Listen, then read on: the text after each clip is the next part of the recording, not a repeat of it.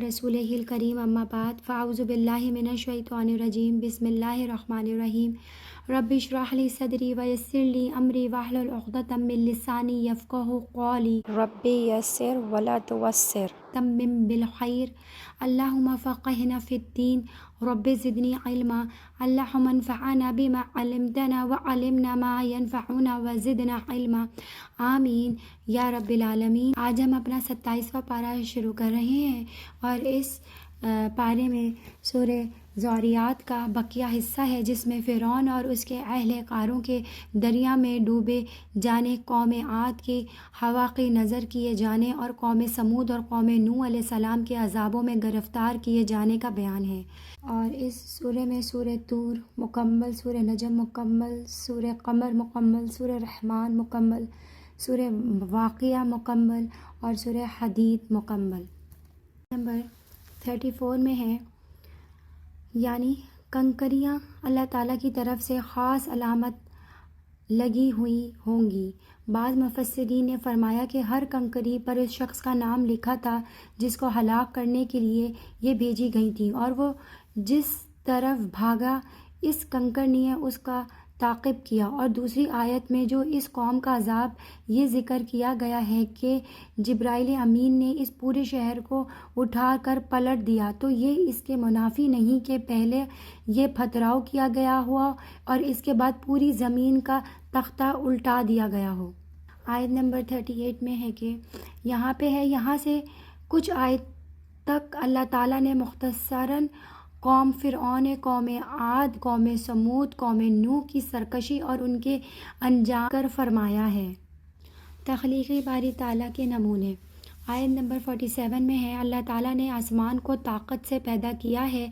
इसका मतलब ये है कि आसमान से बारिश बरसते हैं और फिर बारिश के ज़रिए लोगों के रिज़्क़ में वसाअत पैदा फरमा देता है। अगली आयत में अल्लाह ताला की तख्लीक़ का एक और नमूना बयान किया गया है कि अल्लाह ताला ने हर चीज़ के जोड़े जोड़े बनाए हैं।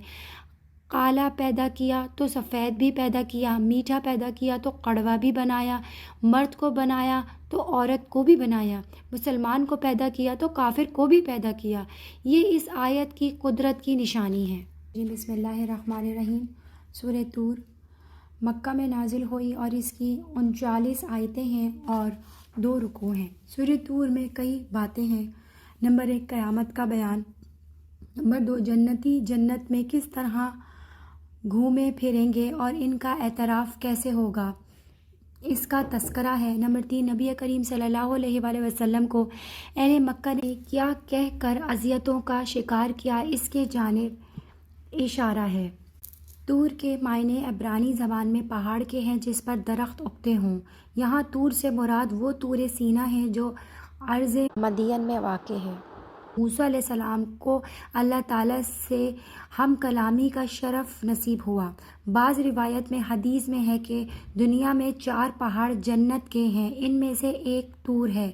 कुतबी तौर की कसम खाने में इसकी ख़ास ताज़ीम व तशरीफ़ की तरफ भी इशारा है और इसकी तरफ भी कि अल्लाह ताला की तरफ से बंदों के लिए कुछ कलाम और अहकाम आए हैं जिनकी पाबंदी इन पर फ़र्ज़ है। आयत नंबर 1, आयत नंबर 2, आयत नंबर 3, 4, 5 और 6। इन आयतों में है कि सबसे पहले कसम है तूर की, कसम है किताब की जो खुले हुए कागज़ में लिखी हुई है। मुराद इससे या तो लोहे महफूज है या अमाल नामा है या कुरान करीम है। कसम है बैत मामूर की। बैत मामूर बैतुल्लाह के बिल्कुल महाजात में 7वें आसमान पर मलाइका का क़िबला है। हर रोज़ 70,000 फरिश्ते तवाफ़ करते हैं, फिर इन्हें क़यामत पर नहीं मिलता। कसम है बुलंद छत की, मुराद इससे आसमान है। कसम है इस दरिया की जो पानी से भरा हुआ है। मज़कूर 5 कस्में अपने बाद आने वाली चीज़ तुम्हारे परवरदिगार के अज़ाब ने आकर रहना है। इस अज़ाब को कोई रोक नहीं सकता पर गवाह है। मुजरिमीन का इंजाम। आयत नंबर 16 में है, دنیا میں آدمی کو تکلیف آتی ہے اور وہ گڑ گڑاتا ہے تو تکلیف دینے والے کو ترس آ جائے تو وہ کبھی چھوڑ بھی دیتا ہے، لیکن آخرت کا معاملہ یوں نہیں ہے۔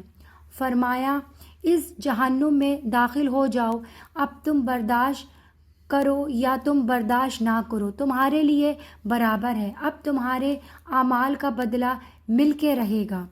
متقین کا انعام آیت نمبر 18 میں ہے۔ گزشتہ آیت میں مجرمین کا ذکر تھا، یہاں متقین کا ذکر ہے۔ متقین باغات میں ہوں گے، اللہ کی نعمتوں میں ہوں گے، خوش ہوں گے ان انعامات میں جو خدا نے انہیں دے دی ہوں گی۔ ان کا رب ان کو جہنم کے عذاب سے بچا لے گا، حکم ہوگا کہ مزے سے کھاؤ اور پیو، یہ تمہارے اعمال کے بدلے میں تمہیں دیا جا رہا ہے۔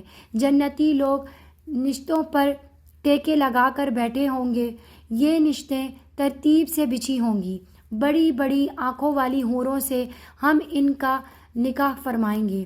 دعا کریں ہم سب کو متقین بندوں میں شامل کر لے، آمین ثم آمین۔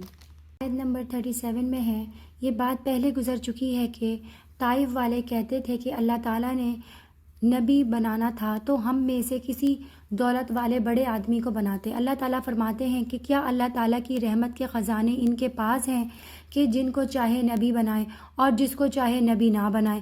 نبوت الیکشن سے نہیں بلکہ سلیکشن سے ملتی ہے۔ دوسرے الفاظ میں یوں کہہ سکتے ہیں کہ نبوت قصبی نہیں بلکہ وہبی ہے۔ اللہ تعالیٰ نے تو دنیاوی مال کو عطا اور رزق بھی اختیار میں رکھا ہے، تو نبوت جیسا بڑا رتبہ کیسے ان کی خواہش کے تابع ہو سکتا ہے؟ رئیس خاتم النبیین صلی اللہ علیہ وآلہ وسلم آیت نمبر 48 میں اور 49 میں ہے، یہاں نبی کریم صلی اللہ علیہ وآلہ وسلم کے 2 فرائض بیان کیے ہیں۔ اپنے پروردگار کے حکم پر صبر کریں اور 3 اوقات میں اللہ تعالیٰ کی حمد کے ساتھ تسبیح کریں۔ اللہ صبر کرے کیونکہ آپ ہماری حفاظت میں ہیں، مخالفین آپ کا کچھ بھی نہیں بگاڑ سکتے، اور یہ جو آپ کو پریشانی ہے کہ یہ لوگ بات نہیں مانتے تو آپ خود کو مشغول کر لیں 3 اوقات میں خصوصیت کے ساتھ اللہ تعالیٰ کی حمد کے ساتھ تسبیح کریں۔ نمبر 1 کسی مجلس سے اٹھتے ہوئے یا تہجد کے لیے اٹھتے ہوئے۔ نمبر 2 رات کے وقت یعنی نماز مغرب اور عشاء۔ نمبر 3 ستاروں کے ڈوبنے کے وقت یعنی فجر کے وقت۔ بسم اللہ الرحمن الرحیم۔ سورہ نجم مکہ میں نازل ہوئی اور اس کی 62 آیتیں ہیں اور 3 رکوع ہیں۔ کریم صلی اللہ علیہ وآلہ وسلم نے جبرائیل علیہ السلام کو 2 مرتبہ ان کی اصلی حالت میں دیکھا، ابتدائی نبوت میں اور معراج کے موقع پر سدرۃ المنتہا کے پاس۔ نمبر 2 انسان کی کوشش رائے گاہ نہیں جاتی اور شرط یہ ہے کہ وہ اپنی کوششوں میں مخلص ہو۔ سورہ نجم پہلی صورت ہے جس کا رسول اللہ صلی اللہ علیہ وآلہ وسلم نے مکہ مکرمہ میں اعلان فرمایا، اور یہاں سب سے پہلی صورت ہے جس میں آیت سجدہ نازل ہوئی اور رسول اللہ صلی اللہ علیہ وآلہ وسلم نے سجدہ تلاوت کیا، اور اس سجدے میں ایک عجیب صورت یہ پیش آئی کہ رسول اللہ صلی اللہ علیہ وآلہ وسلم نے یہ صورت مجمع عام میں تلاوت فرمائی جس میں مسلمان اور کفار سب شریک تھے۔ جب آپ نے آیت سجدہ پر سجدہ ادا کیا تو مسلمان تو آپ کے اتباع میں سجدہ کرتے ہی سب نے حضور کے ساتھ سجدہ کیا۔ تعجب کی چیز یہ پیش آئی کہ جتنے کفار و مشرکین موجود تھے وہ سب سجدے میں گر گئے، صرف ایک متکبر شخص جس کے نام میں اختلاف ہے ایسا رہا جس نے سجدہ نہیں کیا، مگر زمین سے ایک مٹھی مٹی کی اٹھا کر پیشانی سے لگائی اور کہنے لگا کہ بس یہی کافی ہے۔ حضرت عبداللہ بن مسعود راوی حدیث فرماتے ہیں کہ میں نے اس شخص کو کفر کی حالت میں مرا ہوا دیکھا ہے۔ سورت کے شروع میں رسول اللہ صلی اللہ علیہ وآلہ وسلم کے رسول برحق ہونے اور آپ پر نازل ہونے والی وحی میں کسی شک و شبہ کی گنجائش نہ ہونے کا بیان ہے۔ آیت نمبر 1 اور آیت نمبر 2 میں ہے ستارے کی قسم کھانے کی حکمت۔ ستارے کی قسم کھانے میں اس طرف اشارہ ہے کہ جس طرح عرب ستارے کی مدد سے راستہ تلاش کرتے ہیں، اسی طرح نبی کریم صلی اللہ علیہ وآلہ وسلم بھی لوگوں کے لیے روشنی اور ہدایت ہیں۔ ستارے کا جو راستہ مقرر ہے وہ اسی پر چلتا ہے، بالکل اسی طرح نبی کریم صلی اللہ علیہ وآلہ وسلم نہ راستہ بھولے اور نہ ہی بھٹکے۔ ستارہ تھوڑے وقت کے بعد غائب ہو جاتا ہے۔ نبی کریم صلی اللہ علیہ وآلہ وسلم بھی دنیا میں تھوڑے وقت کے لیے تشریف لائے ہیں، اس لیے آپ صلی اللہ علیہ وآلہ وسلم سے فائدہ حاصل کرنے والوں کو جلدی کرنی چاہیے۔ قرآن و حدیث کی حجت۔ نبی کریم صلی اللہ علیہ وآلہ وسلم اپنی خواہش سے کچھ بھی نہیں بولتے، بلکہ یہ خالص وحی ہے جو ان کے پاس آئی ہے۔ مطلب یہ کہ پیغمبر صلی اللہ علیہ وآلہ وسلم جب بھی کوئی بات فرماتے ہیں تو وحی سے فرماتے ہیں۔ اگر مراد معنی اور الفاظ دونوں ہو تو اس کا نام قرآن ہے۔ اگر مراد یہ ہو کہ معنی بتا دیے جائیں اور الفاظ نہ بتا دیے جائیں تو اس کا نام حدیث ہے۔ اس کو سنت بھی کہہ دیتے ہیں۔ خاتم النبیین صلی اللہ علیہ وآلہ وسلم کا جبرائیل کو دیکھنا۔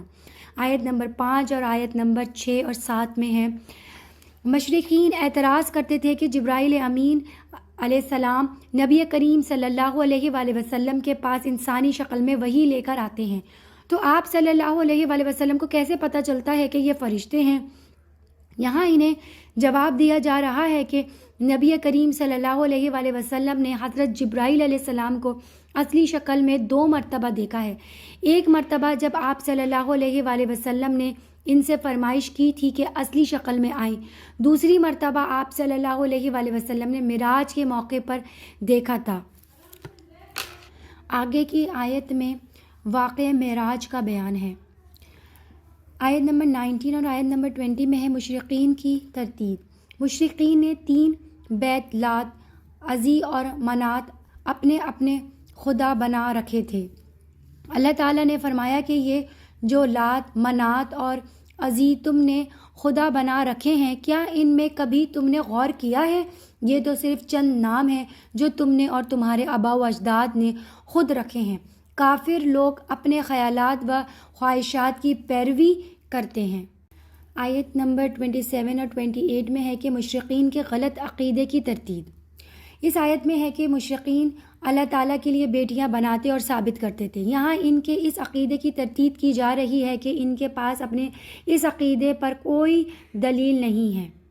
آیت نمبر 33 اور 34 میں ہے کوئی کسی کا بوجھ نہیں اٹھائے گا۔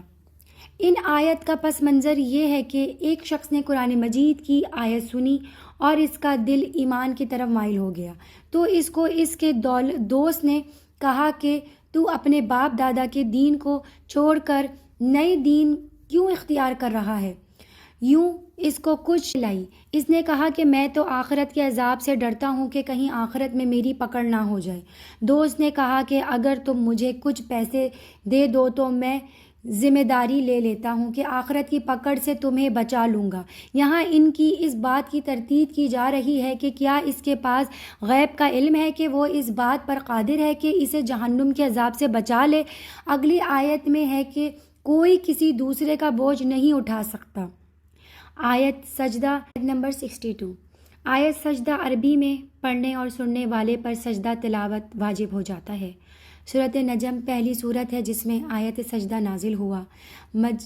مجمع میں اللہ اعلان نبی کریم صلی اللہ علیہ وآلہ وسلم نے جس وقت یہ آیت تلاوت فرمائی تو آپ صلی اللہ علیہ وآلہ وسلم کے ساتھ مسلمانوں نے سجدہ کیا۔ بسم اللہ الرحمن الرحیم۔ سورہ قمر مکہ میں نازل ہوئی اور اس کی 55 آیتیں ہیں اور 3 رکوع ہیں۔ سورہ قمر میں کئی باتیں ہیں۔ نمبر 1، چاند کے 2 ٹکڑے ہونے کا جو کہ آپ صلی اللہ علیہ وآلہ وسلم کے نبوت کی نشانی اور کھلا ہوا معجزہ تھا۔ نمبر 2، پورے قرآن مجید انسانوں کے لیے نصیحت ہے، اسی لیے اسے بہت آسان بنا دیا گیا تاکہ ہر شخص سمجھ کر اپنی زندگی میں نافذ کر سکے۔ نمبر 3، مختلف قوموں کے دنیا میں عذاب میں مبتلا ہونے اور آخرت کے دن پریشانی میں گرنے کا بیان کیا۔ آیت نمبر 1، صداقت نبوت، چاند کے 2 ٹکڑے ہونا۔ رسول اکرم صلی اللہ علیہ وآلہ وسلم منی میں تھے اور رات کا وقت تھا۔ مشرقین مکہ نے رسول اللہ صلی اللہ علیہ وآلہ وسلم سے آپ کی نبوت پر معجزہ طلب کیا تو آپ صلی اللہ علیہ وآلہ وسلم نے فرمایا کہ اگر معجزہ اور نشانی دکھا دوں تو تم کلمہ پڑھ لو گے؟ کہا پڑھ لیں گے۔ آپ صلی اللہ علیہ وآلہ وسلم نے ارشاد فرمایا اللہ کے حکم سے چاند 2 ٹکڑے ہوا، ایک ٹکڑا مشرق اور ایک مغرب کی جانب چلا گیا۔ مشرقین نے اسے جادو کہہ کر نہ مانا اور بدستور اپنی ضد اور کفر پر قائم رہے۔ قوم نوح پر طوفان، آیت نمبر 9 اور آیت نمبر 10۔ اس آیت میں ہے حضرت نوح علیہ السلام کے بارے میں آتا ہے کہ ان کی قوم والے بسا اوقات ان کے گلے کو دباتے۔ نوح علیہ السلام بے ہوش ہو جاتے، لیکن پھر بھی اللہ سے دعا مانگتے کہ اللہ ان کو ہدایت دے دے۔ ان کو پتہ نہیں کہ میں ان کا کتنا خیر خواہ ہوں۔ 950 سال اس تکلیف میں گزارے اور بالآخر اللہ سے مدد مانگی کہ اے اللہ میری مدد فرما۔ اللہ تعالیٰ نے طوفان کے ذریعے قوم کو تباہ فرما دیا۔ قرآن کریم آسان ہے، آیت نمبر 17 میں ہے۔ آسان ہونے کا مطلب یہ ہے کہ قرآن کریم کی ایک حیثیت عز اور ناسا ہونے کی ہے۔ قرآن کریم کی دوسری حیثیت شرع، عقائد و احکامات ہونے کی ہے۔ پہلی حیثیت کے اعتبار سے آسان ہے، عقائد و احکامات کی حیثیت آسان نہیں۔ اس اعتبار سے محنت کرنی پڑتی ہے، پوری زندگیاں آنی پڑتی ہیں، اور پھر بھی آدمی سمجھتا ہے کہ شاید مجھ سے کہیں غلطی نہ ہو گئی ہو۔ پہلی قوموں کے واقعات، آیت نمبر 18 کے اندر ہے۔ یہاں سے لے کر اگلے رکوع تک جب تک اللہ تعالیٰ نے پہلی امتوں میں سے 3 کے واقعات کو بیان فرمایا ہے، قوم عاد جنہوں نے حضرت ہود علیہ السلام کی تکذیب کی، قوم ثمود جنہوں نے حضرت صالح علیہ السلام کی نافرمانی کی، قوم لوط جنہوں نے حضرت لوط علیہ السلام کی دعوت کو نہ مانا، قوم فرعون جنہوں نے حضرت موسیٰ علیہ السلام کی تکذیب کی۔ ان واقعات کو بیان کرنے کا مقصد بعد والوں کے لیے درس عبرت ہے۔ متقین اور مجرمین کا انجام، آیت نمبر 47 میں ہے۔ یہاں سے لے کر سورت کے آخری تک اللہ تعالیٰ نے مجرمین اور متقین کے انجام کو بیان فرمایا ہے۔ مجرمین بڑی گمراہی اور بے عقلی میں پڑے ہوئے ہیں، قیامت کے دن ان کے منہ کو آگ میں گھسیٹا جائے گا۔ متقین کو آخرت میں اللہ تعالیٰ انعامات کے طور پر باغات اور نہریں عطا فرمائیں گے۔ بسم اللہ الرحمن الرحیم۔ سورہ رحمان مدینے میں نازل ہوئی اور اس کی 70 آیتیں ہیں اور 3 رکوع ہیں۔ سورہ رحمان میں بھی کئی باتوں کا بیان ہے۔ قیامت کے دن حساب و کتاب کے لیے ترازو قائم کیا جائے گا۔ نمبر 2، اللہ نے انسانوں کو دنیا میں بے شمار نعمتیں دی ہیں اور اچھے لوگوں کو آخرت میں مختلف نعمتوں سے نوازے گا۔ ان کا تذکرہ کر کے بار بار یہ سوال کیا ہے کہ اے انسان و جن، تم سب رب کی کن کن نعمتوں کا انکار کرو گے۔ سورت کا آغاز الرحمن سے ہے اور اس کا نام بھی یہی رکھ دیا ہے۔ لفظ رحمان سے سورت کے آغاز کی وجہ رحمان، مشرقین مکہ رحمان کے نام سے واقف تو تھے، لیکن اس میں غرامی زیادہ معروف نہیں تھا۔ بطور ضد بھی وہ کہا کرتے تھے الرحمن، کہ رحمان کیا ہے؟ اس لیے اللہ تعالیٰ نے رحمان کے نام سے پوری سورت نازل فرمائی اور اس کا آغاز بھی لفظ رحمان سے کیا ہے۔ آیت نمبر 2 میں ہے، قرآن سب کو سکھانا چاہیے۔ اس آیت میں ہے کہ رحمان نے قرآن سکھایا ہے، جو سکھایا ہے اس کا ذکر تو ہے، اور جس کو سکھایا ہے اس کا ذکر نہیں ہے۔ اس کی وجہ یہ ہے کہ قرآن کریم کی براہ راست جس شخصیت کو تعلیم دی گئی ہے وہ حضور اکرم صلی اللہ علیہ وآلہ وسلم ہے۔ یہ سب کو معلوم ہے، پھر آپ کے واسطے سے آپ کی امت کو تعلیم دی گئی، یا اس کی وجہ یہ ہے کہ چونکہ قرآن کریم کی تعلیم ہر کسی کو دینی ہے، اس لیے اس کا مفعول با ذکر نہیں فرمایا۔ جنس اور انس کو خطاب، آیت نمبر 13 میں اللہ تعالیٰ کی پوری کائنات میں مختلف قسم کی بے شمار نعمتیں پھیلی ہوئی ہیں۔ اس صورت میں اللہ تعالیٰ نے صراحتاً انسانوں اور جن کو خطاب کر کے یہ نعمتیں یاد دلائی ہیں کہ ایک بار نہیں بلکہ بار بار۔ اس آیت اب بتاؤ تم اپنے پروردگار کی کون کون سی نعمت کو جھٹلاؤ گے کو دہرایا گیا ہے۔ زمین کی ہر چیز فنا ہو جائے گی، آیت نمبر 26 اور 27 میں ہے۔ جو زمین پر ہے وہ ختم ہو جائے گی، صرف اللہ تعالیٰ کی ذات رہ جائے گی۔ وجہ ربی کا سے مراد اللہ کی ذات ہے۔ زمین و آسمان سب ختم ہو جائیں گے، لیکن چونکہ پہلے تذکرہ زمین کا تھا تو اس لیے فرمایا کہ زمین کی ہر چیز فنا ہو جائے گی۔ فنا کی دو قسمیں ہیں، امکانی اور عملی۔ ذات باری تعالیٰ میں نہ فنا عملی ہے اور نہ ہی فنا امکانی۔ جنس و انس کی بے بسی، آیت نمبر 33۔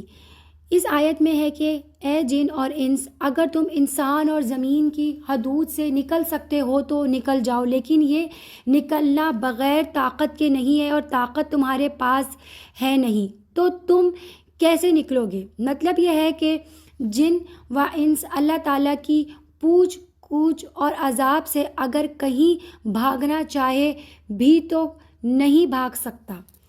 آگے میں اللہ تعالیٰ نے سورت کے آخر تک اہل ایمان جنوں اور انسانوں کے لیے جو بے شمار نعمتیں پیدا فرمائی ہیں ان کا ذکر فرمایا ہے۔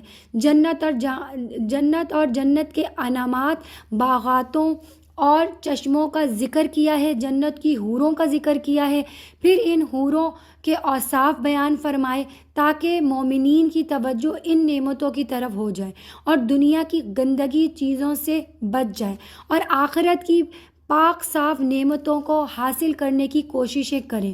اللہ تعالیٰ ہم سب کو ان نعمتوں کے لیے کوشش کرنے کی توفیق عطا فرمائے، آمین ثم آمین۔ بسم اللہ الرحمن الرحیم۔ سورہ واقعہ مکہ میں نازل ہوئی اور اس کی 96 آیتیں اور 3 رکوع ہیں۔ سورہ واقعہ کی بعض باتیں یہ ہیں کہ نمبر 1، قیامت کس طرح واقع ہوگی اس کی ہلکی سی جھلک بتائی گئی ہے۔ نمبر 2، قیامت کے روز لوگ 3 زمرے میں ہوں گے، سابقین، اولین، اصحاب الیمین اور اصحاب المشأمہ یعنی جہنمی لوگ۔ نمبر 3، اللہ کی قدرت کاملہ کا بیان، نطفے سے بچے کی پیدائش، کھیت میں پودے کا اگنا، آسمان سے بارش نازل کر کے اسے پینے کے لیے میٹھا بنانا، درختوں سے آگ پیدا کرنا، یہ سب اللہ ہی کی کارگریاں اور قدرت ہے، کسی انسان کے بس کی بات نہیں۔ ابن کثیر نے فرمایا کہ واقعہ قیامت کے ناموں میں سے ایک نام ہے کیونکہ اس کے وقوع میں کسی شک و شبہ کی گنجائش نہیں۔ ابن کثیر میں ہے، جو شخص ہر رات میں سورہ واقعہ پڑھا کرے وہ کبھی فاقے میں مبتلا نہیں ہوگا۔ واقعہ، اس کی پہلی آیت میں یہ لفظ موجود ہے، مراد اس سے قیامت ہے، اسی سے سورت کا نام بھی رکھ دیا گیا۔ آیت نمبر 1 اور آیت نمبر 2 میں ہے قیامت کی ہولناکی کا بیان۔ جب قیامت آئے گی اور قیامت کے واقع ہونے میں کوئی شک نہیں ہے، یہ سچی بات ہے کہ کفار کو جھکا کے رکھ دے گی۔ دنیا میں کافر قیامت کا انکار کرتے رہیں، جب قیامت کا واقعہ رونما ہوگا تو اس وقت کفار بھی اسے نہیں جھٹلا سکیں گے۔ انسانوں کی 3 جماعتیں، آیت نمبر 7 میں ہے، قیامت کے دن تمام انسان اپنے انجام کے اعتبار سے 3 جماعتوں میں تقسیم ہو جائیں گے۔ پہلی جماعت اللہ تعالیٰ کے ان مقرب بندوں کی ہوگی جو ایمان اور اعمال صالحہ کے اعتبار سے عالی مقام پر ہوں گے۔ دوسری جماعت ان خوش نصیب عام ایمان والوں کی ہوگی جنہیں نامہ اعمال دائیں ہاتھ میں دیا جائے گا۔ تیسری جماعت ان کفار کی ہوگی جنہیں نامہ اعمال بائیں ہاتھ میں دیا جائے گا۔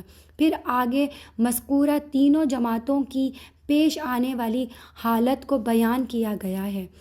اہل جنت کے لیے انعامات، آیت نمبر 11 اور آیت نمبر 12 میں ہے، اہل جنت کو جنت میں نعمتیں، باغات، بیٹھنے کے لیے آمنے سامنے اونچے اونچے نشتے جن پر تکیے لگے ہوں گے، شراب و غلمان، پھل اور پرندوں کا گوشت وغیرہ عطا کیا جائے گا۔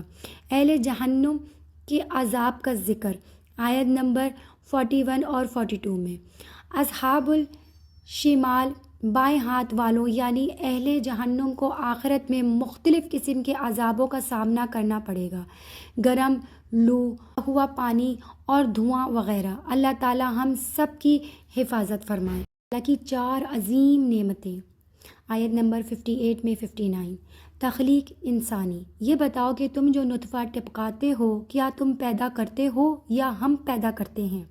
نمبر 2، کھیتی اگانا، یہ بتاؤ کہ جو کھیتی تم بولتے ہو کیا اسے تم اگاتے ہو یا ہم اگاتے ہیں۔ نمبر 3، پانی کی فراہمی، یہ بتاؤ جو پانی تم پیتے ہو کیا تم اس کو بادلوں سے اتارتے ہو یا ہم اتارتے ہیں۔